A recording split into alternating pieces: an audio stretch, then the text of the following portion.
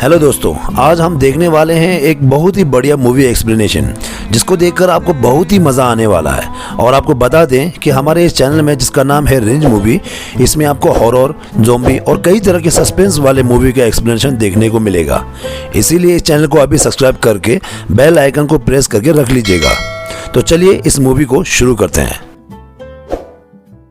कहानी की शुरुआत में हम कुछ जंगली लोगों को एक नंगे आदमी को खींचकर ढोल नगाड़ा बजाते बजाते उसे एक गुफा के पास लेकर जाते हुए देखते हैं। वो लोग उसे अदरक लहसुन का माला पहनाकर उसके मुंह में शिमला मिर्च डालकर उसे गुफा के अंदर किसी का खाना बनने के लिए छोड़ देते हैं, क्योंकि गुफा के अंदर एक भयानक तंदूरी राक्षस मौजूद था जो उस आदमी को अदरक लहसुन के साथ ही कच्चा निगल जाता है। दूसरी तरफ हम फट्टू नाम के एक गलती से बना मशहूर पेंटर को देखते हैं जो अपने बेटे और बेटी को पत्ता खेलना सिखा रहा था। बताओ, उसकी जिंदगी एकदम टकाटक चल रही थी। इसी बीच उसकी मखमल बीबी आती है और बच्चों को अपने साथ लेकर जाने लगती है। तभी फट्टू का पिछवाड़ा कोई मिट्टी के नीचे खींचने लगता है। उसे ऐसा लगता है जैसे कि उसका पिछवाड़ा मिट्टी के नीचे धंस रहा हो। आगे जब वो अपनी मखमल बीबी के साथ बैठकर टीवी सीरियल देख रहा था, तब फिर से उसे ऐसा लगता है कि उसका पिछवाड़ा कोई नीचे से खींच रहा है। तब वो परेशान होकर ये सारी चीजों के बारे में अपनी बीबी से कहता है, लेकिन उसकी बीबी उसकी बातों पर भरोसा नहीं करती और सो जाती है। पर वो सारे इन बातों को भुलाकर तब वो कहता है, चलो ना हम तकिया तकिया खेलते हैं। तब उसकी बीबी उसे मना कर देती है, तो वो उसे चलो कोई बात नहीं, गुड नाइट करके सो जाता है। रात को उसके साथ फिर से वही खींचने वाली हरकत दोबारा होती है, तो वो बिस्तर से उठकर चला जाता है। अगले दिन जब वो स्टूडियो में ड्राइंग कर रहा था, तभी उसकी मखमल बीबी आकर उसे अपने साथ ले जाता है और इसी चक्कर में वो स्टूडियो का नल बंद करना भूल जाता है। आगे वो देखता है कि उसके स्टूडियो में कमर तक पानी भर चुका था और उसकी बरसों की तपस्या और मेहनत आज पानी में डूब रहा था। इसी बीच जब अपनी बची खुची पेंटिंग्स को बचाने की कोशिश कर रहा था, तभी वो फिर से जमीन में धंसने लगता है और पानी की वजह से वो अपने आप को ऊपर नहीं खींच पाता है और दूसरी दुनिया में पहुंच जाता है। वो देखता है कि उस दुनिया के आसमान में एक नहीं बल्कि तीन सूरज थे।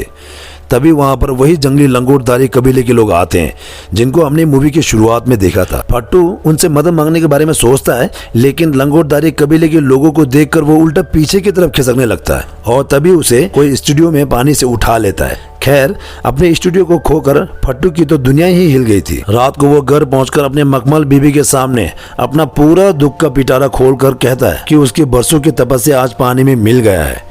यहाँ पर उसकी मखमल बीबी उसकी बातों को ज्यादा ध्यान से नहीं सुन रही थी, क्योंकि वो तो एक दूसरे मर्द के ख्यालों में खोई हुई थी।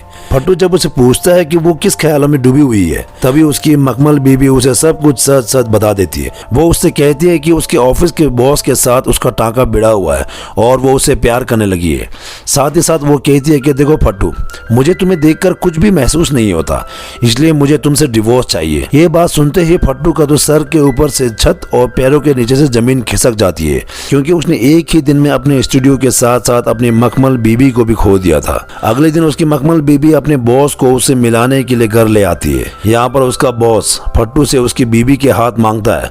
फट्टू जो बहुत लो कॉन्फिडेंट था और वो अपने आप को बहुत कमजोर समझता था, इसीलिए वो उसे कुछ भी नहीं कह पाता और जाते वक्त वो ये कहकर जाता है कि कल तक वो इस घर को छोड़ देगा, जबकि वो घर उसी का था। खैर, आगे वो अपने घर जाकर सभी को उसके साथ हुए दुखद घटना के बारे में बताता है, लेकिन किसी को भी उसके टूटे हुए दिल से कोई मतलब नहीं थी। तभी उसके चाचा का लड़का आकर कहता है, देखो जिया जी, मैंने ये कपड़ा खरीदा 600 यूरोज की है। जिया जी कहते हैं, ये कैसा कलर ले लिया तूने? ब्लू कलर लेना चाहिए था, वो तेरे ऊपर ज्यादा जच था। इधर फट्टू समझ जाता है कि यहाँ पर उसका कुछ नहीं हो सकता। आगे वो अपने चाय बनाने के लिए किचन जाता है। इसी बीच किचन में एक काली बिल्ली आकर वहाँ से छलांग लगाता है और वो वहीं पर अटक जाता है। फट्टू यह देखकर बहुत हैरान होता है और वो उस बिल्ली को हिलाने डुलाने की बहुत कोशिश करता है और फिर वो देखता है कि सिर्फ बिल्ली ही नहीं, वहाँ पर वक्त भी चलना बंद हो गया था और उसे छोड़कर सब कुछ अटक चुका था। यहाँ पर नीचे से उसे फिर से कोई खींचने लगता है और धीरे धीरे वो मिट्टी के नीचे धंस जाता है। वो वहीं दूसरी दुनिया पर अपने चाय की किडनी लेकर पहुंच चुका था। वहाँ पर वो लंगोटधारी कबीले के लोगों को एक जानवर को काटते हुए देखता है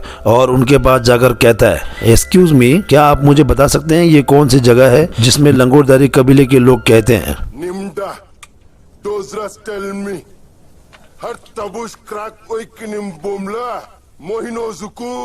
अब उनकी यह बात जैसे आपको भी समझ में नहीं आया, फट्टू को भी घंटा कुछ समझ में आता है। इसीलिए वो उनके मुंह पर गालियां देकर वहाँ से भागने लगता है। इधर वो लोग भी उसके पीछे भूखे भेड़िए की तरफ पड़ चुके थे। दौड़ दौड़ कर फट्टू जब थक जाता है तभी वो उनको धमकी देकर कहता है, रुको मैं अभी पुलिस को बुलाता हूँ। जिसके बाद वो उनके सामने पुलिस को कॉल करने का नाटक करता है।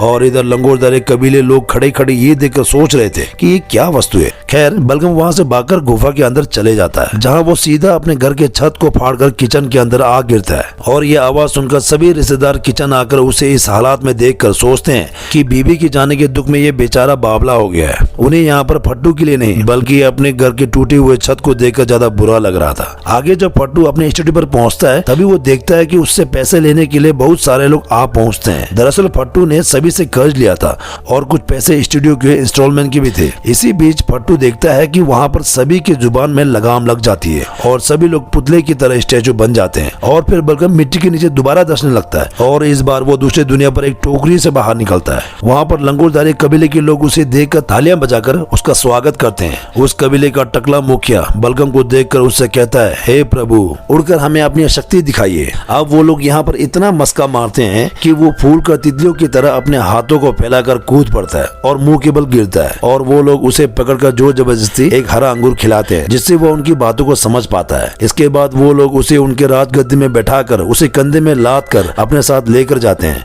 यहाँ पर कबीले के टकला मुखिया उन सभी लोगों से कहते हैं, सुनो सुनो कबीले वालों, यही है वो इंसान जो दूसरी दुनिया से हमें रेस्क्यू करने के लिए आया है। ये हमें वही तंदूरी राक्षस से बचाएंगे जो हमारे कबीले के लोगों को अदरक लहसुन और शिमला मिर्च के साथ खाते हैं। यहाँ पर एक आदमी फट्टू के हाथों में कागज देकर कहता है, क्या इसमें तंदूरी राक्षस को मारने के बारे में लिखा हुआ है? फट्टू कहता है, नहीं यार, ये उन लोगों का लिस्ट है जिनसे मैंने कर्ज लिया था। और फिर कबीले का टकला मुखिया और वो मास्क पहना हुआ आदमी फट्टू से कहता है, देखिए तंदूरी राक्षस ने हमारे नाक पर दम करके रखा हुआ है। गांव के लोगों को वो कच्चा ही खा जाता है, इसीलिए झाड़ फूक टोना टोटका करके हमने आपको दूसरी दुनिया से यहाँ पर बुलाया है।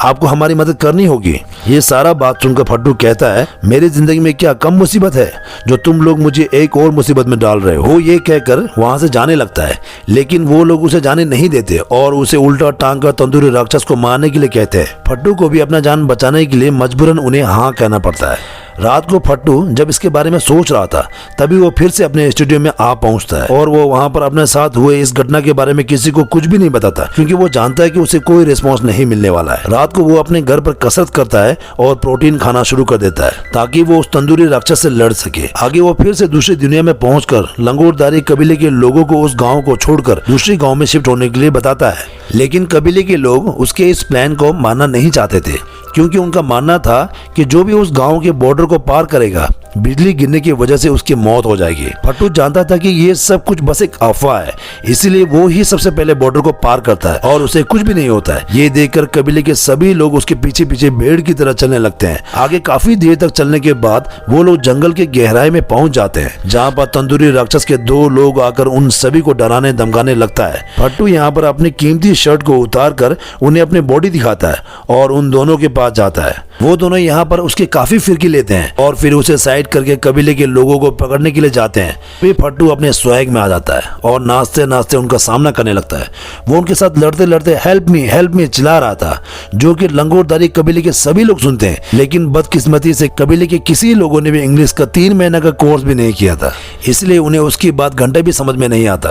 और फिर फट्टू उन दोनों के साथ अकेला ही लड़ पड़ता है और किसी तरह तुक्के से उनमें से एक को मार गिराता है, जिसे देखकर दूसरा सिपाही अपने जान बचाकर वहां से 9-2-11 हो जाता है। फट्टू के इस हैरत अंगेज कारनामे की वजह से वो उनके कबीले के लोगों के बीच में एक सुपर हीरो जैसे कि आयरन मैन, सुपरमैन, बैटमैन की तरह बन चुका था। इधर फट्टू तंदूरी राक्षस से जीतने के लिए युद्ध कौशल सीख रहा था और बहुत सारी किताबों को भी पढ़ रहा था, जिससे उसे पता चलता है कि युद्ध को जीतने के लिए मोटिवेशन की भी जरूरत है। इसीलिए वो फिर से उन कबीले वालों के पास जाकर उन्हें मोटिवेट करता है। इस भाषण को सुनकर कबीले वाले उसे उनके कबीले का सरपंच बना लेते हैं। वहाँ पर उसकी इतनी वैल्यू हो चुकी थी। इसी बीच एक दिन वो जब अपने बेटे के साथ बात करके सो रहा था तभी वो फिर से उस दुनिया में आ पहुंचता है और देखता है कि तब तक वहाँ पर लड़ाई शुरू हो चुका था। वहाँ पर वो अपने कंबल और किताब को लेकर चड्डी पहनकर भागने लगता है। अब क्योंकि उसे युद्ध करना नहीं आता था, इसीलिए वो इस घोर युद्ध में भी किताबें पढ़ने लगता है और वो अपने कंबल को गले में लपेट लेता है और किताब पढ़ते पढ़ते एक प्लान बनाता है। अगले दिन जब तंदूरी राक्षस का सेना नींद से उठता है, तभी वो लोग अपने सामने चड्डी और बनियान पहना हुआ फट्टू को खड़ा देखता है। फट्टू उनके पास जाकर उन्हें जोर जोर से थप्पड़ पेलता है और फिर खुले मैदान में भागने लगता है।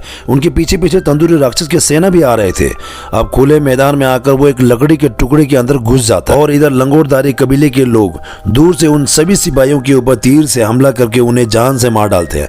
अब इतनी चालाकी से उन सारे सिपाहियों को मारने का पूरा श्रेय फट्टू के ऊपर जाता है और वो लंगोटधारी कबीले के लोगों के बीच में भगवान की तरह बन जाता है। आगे फट्टू अपने इस पावर को गलत इस्तेमाल करके कबीले के लोगों को गुलाम की तरह काम करवाकर अपने लिए एक आलीशान महल बनवाता है। फट्टू अब इतना घमंडी बन चुका था कि कबीले के लोग उसे पसंद करने के बजाय उसके खिलाफ बगावत पर उतर आते हैं। वो अपने इस पावर को रियल लाइफ में भी इस्तेमाल करता है और वो अपने मखमल बीबी के बॉयफ्रेंड को एक दिन बहुत बुरी तरीके से मारता है। वहीं दूसरी दुनिया में वो खूबसूरत लड़कियों के साथ अय्याशी करता है और अपनी जिंदगी को आलीशान तरीके से जीता है। उसे कबीले के लोगों के ऊपर कोई दिलचस्पी नहीं थी, वो तो बस अपना शौक पूरा कर रहा था। इसीलिए एक दिन कबीले के सभी लोग मिलकर उसे पकड़ने के लिए उसका पीछा करते हैं और वो भागते भागते एक जगह पर पहुंचकर असली दुनिया में पहुंच जाता है। अब उसे पता चल गया था कि सफलता का कभी भी घमंड करना नहीं चाहिए। आगे वो फिर से अपने स्टूडियो पर काम करता है। इसी बीच एक दिन उसकी मुलाकात डॉल्फिन नाम की एक लड़की से होती है जो कि उससे पेंटिंग करवाने के लिए आई थी। यहाँ पर डॉल्फिन फट्टू के पेंटिंग्स को देखकर उसके ऊपर काफी प्रभावित होती है और रात को वो दोनों डिनर पर जाते हैं जहाँ पर डॉल्फिन फट्टू को किस करती है। अब उसके किस करते ही फट्टू फिर से दूसरी दुनिया पर आ पहुँचता है। यहाँ पर टकला मुखिया उससे कहता है वहाँ का एक मान्यता है कि जब तक वो उस तंदूरी राक्षस को जान से नहीं मार देगा तब तक वह शांति से नहीं जी सकता। यहाँ पर बलगम जब उस तंदूरी राक्षस के साथ लड़ने से मना करता है, तभी लंगोटधारी कबीले के लोग उसे जोर जबरदस्ती तंदूरी राक्षस के गुफे में घुसेड़ देता है। वो तंदूरी राक्षस को जैसे ही देखता है उसकी फटकर हाथ में आ जाता है क्योंकि वो बहुत बड़ा था। इसी बीच तंदूरी राक्षस के ऊपर वो ऐसे ही एक बाला फेंकता है जो तंदूरी राक्षस के सीने पर लगने की वजह से कुछ दूर जाकर वो लुढ़क जाता है। फट्टू का अब यहाँ पर काम खत्म हो चुका था, लेकिन उस कबीले की एक और मान्यता थी कि अब उन्हें फट्टू को ही जान से मारकर खाना होगा। ये बात सुनते ही फट्टू की फटकर 464 हो जाती है और वो यहाँ से भागने लगता है, लेकिन आगे जाकर लंगोटधारी कबीले के लोग उसे पकड़ लेते हैं। वो लोग उसे मारने ही जा रहे थे, लेकिन तभी कुछ लोगों का मन बदल जाता है और वो लोग उसे छोड़ देते हैं। इधर फट्टू इतनी देर तक बेहोश पड़ा हुआ था, इसीलिए सभी लोग सोचते हैं कि ये मर गया है, लेकिन हॉस्पिटल में पहुंचते ही वो दोबारा जिंदा हो जाता है। हॉस्पिटल में उससे मिलने के लिए उसकी गर्लफ्रेंड डॉल्फिन और उसकी मखमल बीबी दोनों आई हुई थी। उसकी मखमल बीबी यहाँ पर उससे कहती है कि वो उससे अभी भी प्यार करती है और वो उसके साथ रहना चाहती है। जिसके बाद सीन शिफ्ट होकर हमें कुछ दिन बाद की कहानी दिखाया जाता है। हम देखते हैं कि फट्टू अभी अपने परिवार के साथ काफी खुश है और उसने अपनी मखमल बीबी को एक्सेप्ट कर लिया है। तो दोस्तों, आखिर फट्टू ने अपने धोखेबाज बीबी को एक्सेप्ट कर लिया, ये उसने ठीक किया या नहीं किया, वो आप कमेंट्स करके जरूर बताइएगा। और आखिर में मैं आपको बता दूं कि ज़ॉम्बी मूवी का एक्सप्लेनेशन आपको देखना है तो इस वीडियो पर क्लिक करके आप देख सकते हो। इस वीडियो को पसंद लगे तो लाइक कीजिएगा। इस तरह की मूवी का एक्सप्लेनेशन दोबारा देखने के लिए हमारे चैनल को सब्सक्राइब करके बेल आइकन को जरूर प्रेस कीजिएगा। धन्यवाद।